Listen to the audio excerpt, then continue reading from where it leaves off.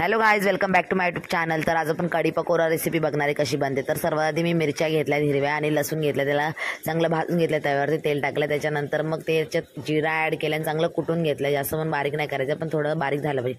त्याच्यानंतर अमूलचं ताक घेतलं, त्याच्यात हळद टाकले, ते मिरचीचा जे कूट होता तो टाकला आणि नंतर तांदळाचं पीठ टाकलं। त्याच्यानंतर थोडंसं थिकनेस येते, चांगलं एकजीव करून घ्यायचं आहे। त्याच्यानंतर मग आपण फोडणी द्यायची, फोडणीसाठी राई, जिरा, कढीपत्ता, लसूण आणि हिंग टाकायचं आणि चांगलं एकजीव करायचं। त्याच्यात थोडीशी हळद टाकायच्या, नंतर म्हणजे आपलं हे कढी होती ती ॲड करायची आणि मीठ टाकायचं, चांगलं एकजीव करून।